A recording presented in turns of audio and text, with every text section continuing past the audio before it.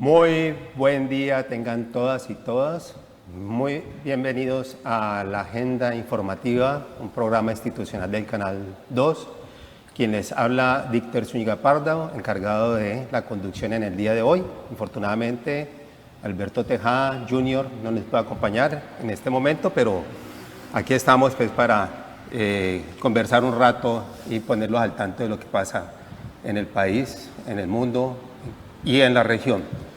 Hoy hemos invitado a un nuevo congresista, a Kevin Gómez, congresista por el Pacto Histórico, con quien queremos compartir en este primer programa. Kevin, muchas gracias por estar con nosotros. Bueno, muchas gracias a ti por la invitación y al Canal 2. Un cordial saludo para toda la audiencia.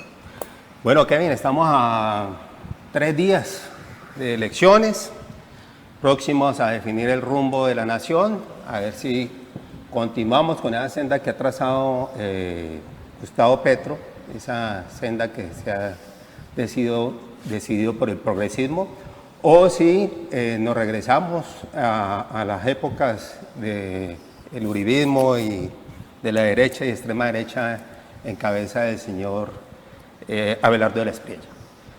¿Tú cómo estás viendo la situación en este momento, Kevin? Yo estoy convencido de que vamos a ganar, que el pueblo está comandando la remontada. Yo quiero decir que después de la primera vuelta estuve preocupado las primeras horas, el primer día, pensando cómo hacíamos para remontar. No nos esperábamos, la verdad, el resultado de que el señor de la Espriella fuera a tener tantos votos en primera vuelta. Pero después de que fueron pasando las horas y el pueblo acudió masivamente con una energía y una alegría total al respaldo de Iván Cepeda, yo estoy convencido, y por lo que siento en las calles, en la campaña, en la gente, en el pueblo, es que vamos a ganar y vamos a remontar este domingo. Bueno, sí, o sea, aquí ya hay que mirar otros factores que están en juego. Inicialmente pues teníamos un abanico de candidatos. Algunos decimos que los de la derecha, extrema derecha, hicieron una estrategia como la estrategia del caracol, ¿no? O sea, mandaron todo su electorado a apoyar al señor Abelardo de la Espriella y la Paloma de Valencia se quedó sola. Y obviamente habían otros actores ahí de por medio que distraían al público sobre las opciones que habían para elegir. Y, en cambio, ahorita tenemos dos candidatos claramente definidos, el señor Cepeda y el señor de la Espriella. ¿Tú qué piensas? O sea, ahorita que el foco está puesto en ellos, ¿qué debieron de haber percibido los electores frente a lo que nos proponen ellos? Yo creo que la expresión de que hubo una estrategia del caracol en la campaña de la derecha es real.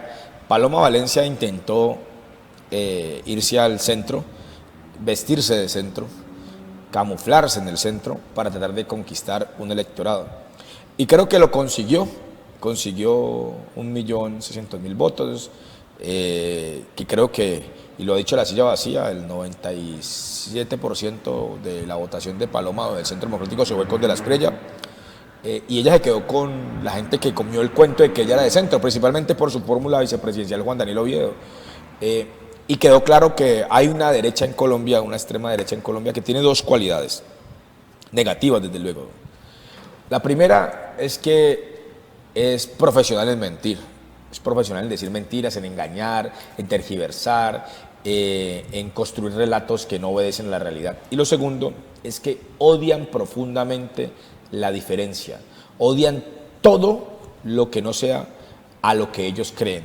Y por eso hoy nosotros tenemos la posibilidad de juntar a toda esa gente, como ayer Claudia López, que se sumó a la campaña de Iván Cepeda, a todo ese centro que no va a votar por un enemigo de la diversidad, por un enemigo de la paz, por un enemigo del medio ambiente, por un enemigo del progreso social, por un enemigo de la justicia social, de la equidad social, como es el señor Abelardo de la Espriella, por un enemigo del país. Abelardo de la Espriella ha jurado que va a tener lealtad con el gobierno estadounidense, y el gobierno estadounidense le ha profesado su apoyo. Un guerrerista como Donald Trump apoya a otro guerrerista acá, que seguramente será presidente bajo las órdenes de Donald Trump. Entonces, la gente decente de Colombia, que considero hay mucha, pues hay unos que votan con él porque están engañados, y otros jamás votarían por él porque personas informadas, sí creen en la diversidad, en el medio ambiente, en la paz, en la naturaleza, y creen que podemos tener un país mejor, y eso lo saben que ese candidato se llama Iván Cepeda. Hay gente que dice, no, a mí no me gusta mucho la izquierda y tal, pero no pueden cuestionar en absoluto la idoneidad, la decencia y la coherencia de Iván Cepeda y su seriedad. Esos atributos lo hacen más que merecedor del apoyo en segunda vuelta de todos esos sectores que se denominan centro político. Bueno, ahí sí hay un tema interesante. Pues Claudia López y Fajardo y otros de esos que llaman el centro comenzaron a tener unos pronunciamientos muy duros en contra del señor de la Espriella, duros y fundados en una realidad, ¿no? Obviamente. Pero vemos que se definió por fin Claudia López y con ella su compañera, ¿no? Angélica Lozano, que también ha sido una muy crítica de Petro e inclusive de la campaña de Iván Cepeda, pero ahí están. En el caso del señor Fajardo, creo que todavía no se ha decidido, o sea, es el problema que él tiene, ¿no? Por eso es que le dicen el Nini. Pero ¿usted qué piensa? O sea, es una persona que de pronto está extorsionando con 1 millón de votos, que cree que es la gran cosa, pues, haber obtenido 1 millón de votos cuando era postulándose a una presidencia de la República. ¿Qué puede pasar con ese electorado independientemente de lo que él decida? Sabes que yo creo que Sergio Fajardo no es una persona de extorsiones. Bueno, pero antes de eso, quiero decir, Claudia López y Angélica Lozano y ese sector del centro que proviene del Verde, del Partido Verde, que ha estado en el Partido Verde, ha tenido críticas fuertes al gobierno de Gustavo Petro y al proyecto político que nosotros tenemos. Pero jamás, y ellos lo saben, se les ha perseguido por eso, no ha habido una acción de represión, de censura y ni más faltaba. Se les ha confrontado de manera democrática con argumentos, como es natural en una democracia. Pero sí es importante decirle esto al país, y es, una cosa es uno tener diferencias con un sector político X o Y y poderlas tramitar en democracia, y otra cosa es tener diferencias con un sector político que si uno le manifiesta esas diferencias lo va a destripar. Claro. ¿Sí? Lo va a perseguir, lo va a levantar, como ha dicho el señor de la Espriella, o nos va a castigar como corresponde y a destripar. Entonces, pues no es lo mismo, no es equivalente, y eso lo ha dicho varios analistas del país, no es equivalente Iván Cepeda a Abelardo Lasprilla. Abelardo Lasprilla representa una idea de sociedad en la cual la diferencia no existe, y si hay planteadas diferencias se resuelven por la vía de la fuerza, del autoritarismo, la persecución, la censura, incluso el encarcelamiento, incluso la vida. Claro, o sea, está en juego la vida de muchos de nosotros en ese escenario, porque aquí no nos vamos a quedar callados frente a lo que no consideremos que es justo. Pero por el otro lado, Iván Cepeda, un hombre que todo el mundo conoce como un hombre coherente, respetuoso, demócrata, serio, y que en este gobierno en la práctica no se ha reprimido a nadie. Nosotros venimos de un gobierno que le sacaba los ojos a los muchachos en las protestas, que perseguía, que mutilaba, que golpeaba. Aquí tenemos un gobierno en cabeza de Gustavo Petro que respeta los derechos humanos y que tramita la protesta y la diferencia desde los argumentos y desde el acuerdo institucional. Dicho eso, quiero precisar que yo considero que Sergio Fajardo es un hombre decente, que ha estado equivocado en varias cosas en la política, pero que creo que no es un extorsionista. Yo creo que el señor Sergio Fajardo es una persona... Bueno, de pronto me excedí en el término, perdóname esa, pero seguí. No, pero está bien, me gusta, no, pero además hay gente que lo está pensando, está bien que se plantea el término. Yo creo que Sergio Fajardo es una persona que tiene unas posturas, digamos, radicales, en el sentido en que va a su raíz, en el sentido en que él mantiene unos elementos y creo que eso también hay que celebrarlo con coherencia. Yo estoy convencido y creo, y hago el llamado de aquí a Sergio Fajardo para que de manera coherente con el momento del país, pues apoye en segunda vuelta la candidatura de Iván Cepeda. Creo que eso es un escenario muy distinto al que ha pasado en el 2018, donde se fue a ver ballenas y que eso tanto le generó a él críticas en el país, con fundamento además en un momento tan crítico, que ya vio lo que hace la extrema derecha cuando gobernó, cuando Sergio Fajardo decide irse a ver ballenas, vota en blanco y viene el ascenso al poder del señor Duque. Lo que viene es un destrozamiento de la paz, viene una persecución a la oposición, viene un estallido social en Colombia por la represión, por la falta de derechos, por la falta de garantías para el pueblo colombiano. Y después también hace 4 años fue contendor nuestro, también él decidió votar en blanco hace 4 años, y lo que vino fue que ganamos nosotros las elecciones, el gobierno de Gustavo Petro. Y lo que ha habido en Colombia, amén de todas las críticas que puedan haber, es que en Colombia es un país que económicamente está bien, que se respetan las libertades, que se respetan los derechos y que hay una institucionalidad que, aunque no compartamos el comportamiento de algunos factores dentro de la institucionalidad, no se ha modificado, no se ha expropiado a nadie, no se ha perseguido a nadie. Y entonces Sergio Fajardo creo que hoy tiene que tomar una decisión, y si está del lado de quienes ya han dicho y lo han hecho cuando han gobernado, son la política de la muerte, o quienes, a pesar de las diferencias, podemos tener lugares de encuentro para sacar adelante Colombia. Así que invito a Sergio Fajardo a que se sume como lo hizo Claudia López ayer. Pero bueno, yo creería que ya el electorado él ya migró para la campaña de Cepeda. Me parece que él no ha sido tan coherente como uno quisiera, precisamente por lo que usted está diciendo, la experiencia que tuvimos con el señor Duque, la experiencia que tenemos con el Petro, que ha hecho mucho énfasis en el tema de la educación, mucho ha invertido en la infraestructura de la educación, ha desarrollado lo que tiene que ver con la educación superior gratuita. O sea, yo no entiendo una persona que defiende la educación y que el lema de él es la educación, entonces le cuesta mucho reconocer eso, que Petro ha avanzado en ese sentido. Y lo otro que hay que tener en cuenta es que él puso 10 puntos, ¿no? Y cuando uno ve los 10 puntos que él pone para apoyar a alguien, pues resulta que casi todos los cumple Cepeda, inclusive el tema de la constituyente, que llevó a Cepeda a distanciarse de Petro, y lo que tiene que ver obviamente con la paz total.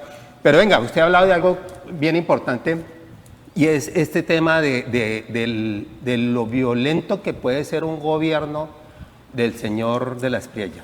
Aquí, por ejemplo, la gente habla de la motosierra, pero relacionándolo con el tema de Milei, pero aquí la motosierra tiene otras connotaciones, sí, claro, relacionadas con el paramilitarismo. Aquí se habla de destripar y de fumigar, pero nosotros tenemos la experiencia de la UP. O sea, en ese sentido, teniendo en cuenta las personalidades de este señor, ¿qué es lo que podríamos esperar nosotros en un gobierno como el de él?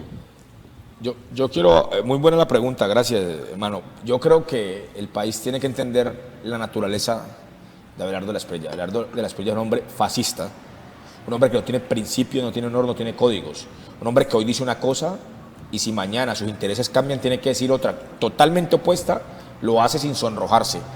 O sea, un día habla mal de la comida de nuestro país, otro día la elogia sin ningún pudor. Un día dice que el país es un país de cafres, que aquí no merece nadie, que él vive como rey, que para qué quiere ser presidente, y otra vez después sale a decir que quiere ser presidente y salvador de la patria.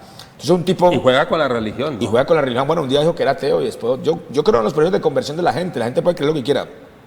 Pero hay demasiadas, digamos, pruebas de que este señor no es un iluminado, no es un iluminado, no es un coherente, o sea, que dice lo que le conviene y no lo que cree. Y eso es lo más peligroso para una democracia, una persona que cambia de parecer según cambien sus intereses. Entonces, como que yo tengo esos principios, pero no le gustan, tenga los cambios y le entrego estos otros. Y eso no es bueno para el país. Pero además otra cosa que me parece importante y creo que hay que decirle acá. Argentina está padeciendo hoy las consecuencias de haber votado mal y de haber elegido a un, digamos, loco de presidente, un loco incompetente, bueno, hizo un poco de sandeces, señor Milei, pero allá hay y la gente la están reprimiendo en la calle, la gente sale a protestar por la educación, por el trabajo, porque le han quitado derechos, en fin, han destruido el país argentino. Pero hay que decir que hay un acuerdo nacional en Argentina, producto de la postdictadura, donde hay una atención especial al tema de los derechos humanos, ¿sí?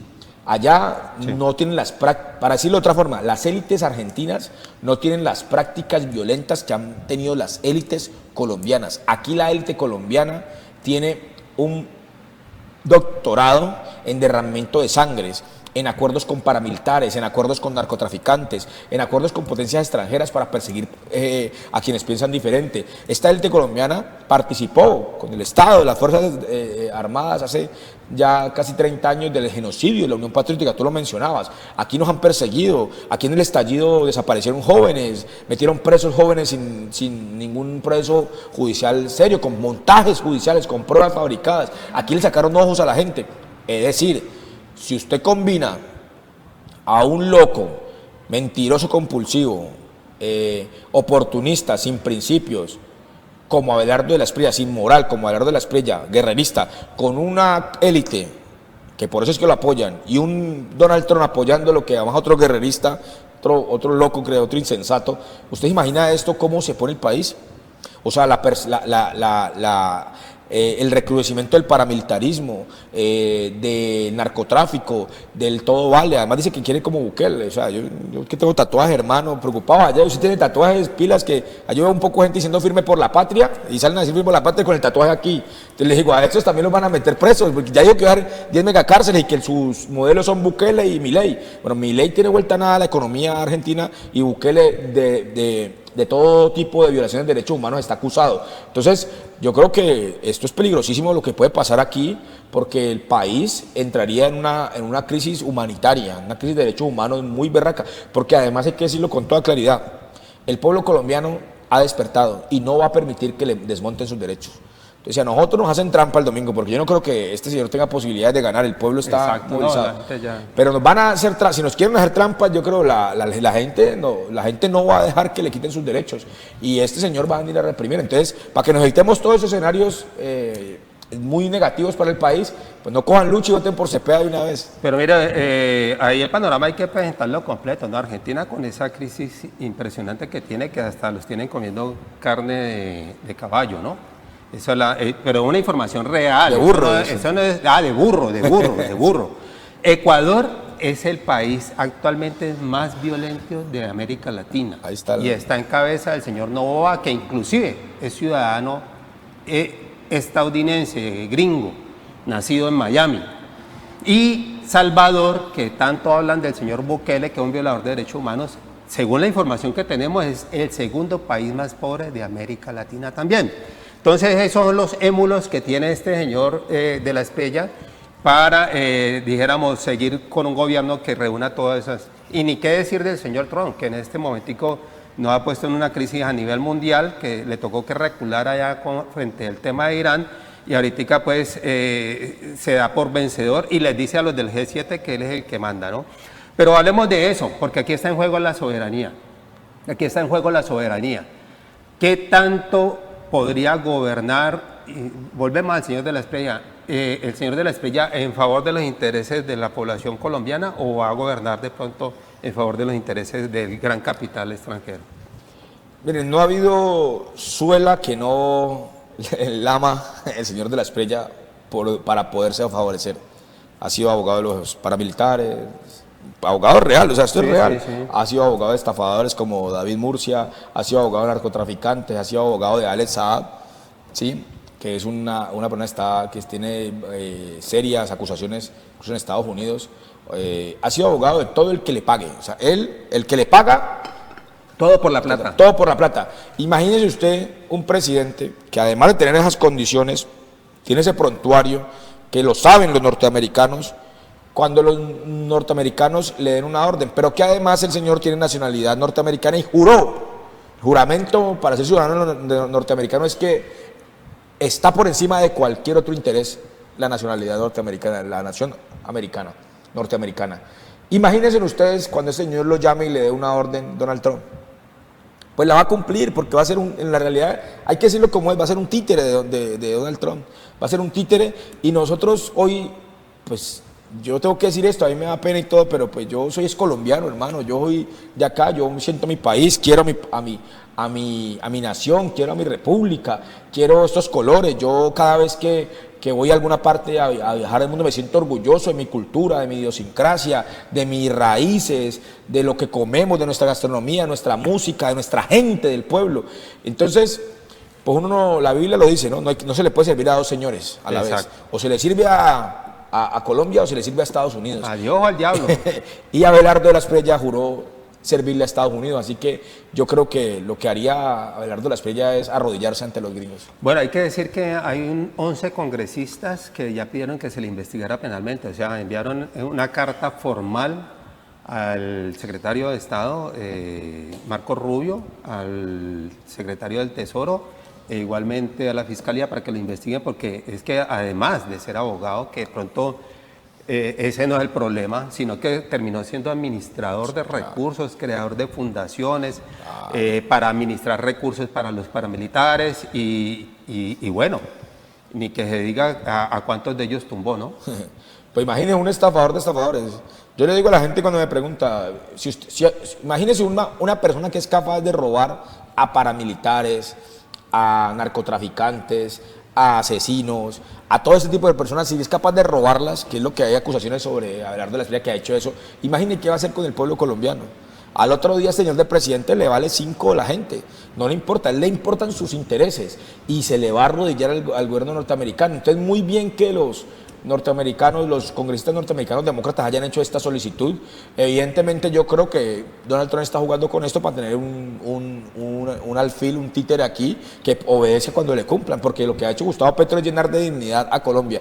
Yo estoy de acuerdo que nos tenemos que relacionar con todo el mundo nos relacionamos con cordialidad, con amabilidad, con canales diplomáticos, pero con dignidad y soberanía. Nosotros somos iguales a cualquier país del mundo, por más poderoso que es. Eso para que me entiendan los pelados que sé que ven en el canal, es cuando uno está en el colegio, en el barrio.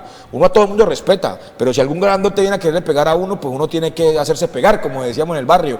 Y eso es lo mismo, uno tiene que, con dignidad y respeto, exigirle a cualquier nación norteamericana o cualquier otra que respete a Colombia, porque Colombia es un país hermoso, un país libre y soberano, y no permitimos que se le entregue a ningún poder extranjero, por muy grande y poderoso que sea.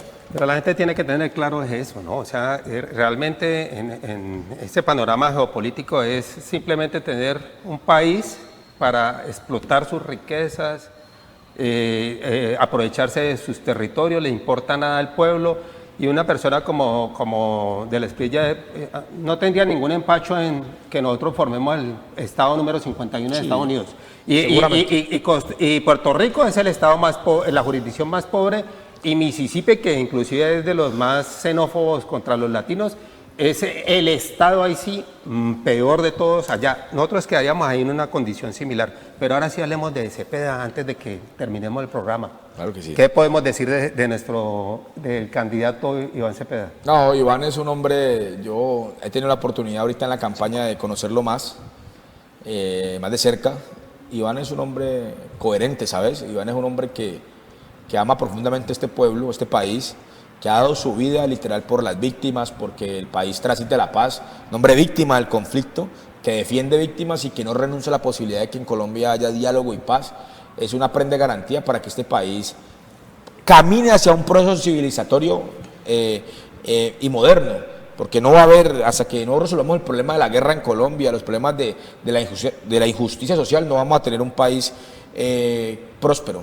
Hoy hemos construido una economía fuerte que tenemos hoy, estamos creciendo al 3.3, más alto que el promedio latinoamericano en economía, porque hay derechos. Entonces, primero estamos desmontando esos mitos, y segundo, pues demostramos que se puede construir nación, país, sin que la gente de abajo tenga que estar la más llevada del berraco. Es que aquí nos han mal gobernado durante 200 años y van bien a recoger un proceso que en 4 años ha avanzado mucho Gustavo Petro. Si nosotros ahora interrumpimos eso, las consecuencias van a ser dramáticas y quizás duren décadas para Colombia.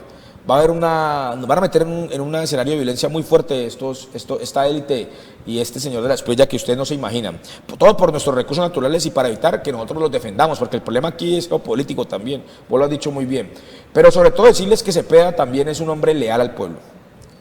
Cepeda es absolutamente leal al programa de gobierno que ha desarrollado Gustavo Petro, lo vamos a profundizar, lo vamos a mejorar y vamos a continuar gobernando para la gente. Eso es lo que le da rabia a la élite, que aquí hay un pueblo movilizado que hoy por primera vez se conecta con sus gobernantes, con Gustavo Petro y su candidato Iván Cepeda hoy, el candidato del pueblo digo, y el candidato del petrismo, lo tengo que decir también, no me da pena, ese candidato que representa todo lo que está haciendo Gustavo Petro, la gente se siente identificada. Antes, cuando yo estaba niño, mi mamá me decía, la política es lo peor, no se meta en política. Mi mamá, una mujer trabajadora, pues, en un barrio popular de Cali, me tuvo madre soltera, no me enseñó política, porque nos habían quitado la política al pueblo, se la habían quitado. Este proceso, si usted me dice cuál es el mayor logro del gobierno de Gustavo Petro, es devolverle la política a la gente. Decirle a la gente, usted tiene derecho, y un gobernante le quita el derecho a usted a través de decisiones políticas, por lo tanto la política interesa. Ese pueblo que está hoy movilizado lo entiende, y por eso quiero decirles hoy que Iván Cepeda es prenda de garantías para que sus derechos se continúen consolidando, se profundicen, y que este país nunca más vuelva al pasado donde nosotros, usted y yo, no contamos para nada. Bueno, invite a la gente a votar, pues, mi estimado senador. Bueno, no, este domingo 21 de junio los invito y las invito a todos a votar por Iván Cepeda y Aida Quilcue. La remontada es real, es en segunda vuelta, nos tocó esta segunda vuelta, pero vamos a ganar. Al pueblo gracias, porque la remontada es gracias al pueblo, a los jóvenes, a la gente que ha estado en las calles con alegría, disposición y voluntariamente por este proyecto. Pero antes de, y para finalizar, quiero darles un mensaje a la clase media urbana en Cali, en el Valle del Cauca, en Bogotá, en todo el país. Hay gente que sin ninguna evidencia a ustedes los han engañado y los han llenado de odio contra nosotros, que nosotros que somos antiempresa, que somos anti ricos, y nosotros, la verdad, quiero decirles, nosotros estamos por construir un país justo, con justicia social, igualdad de oportunidades para todas y todos, no solamente para unos. Y eso incluye a la clase media, ese pequeño empresariado que le han metido la cabeza de que ya es rico y de que en este país tienen que apoyar a la derecha. No es verdad.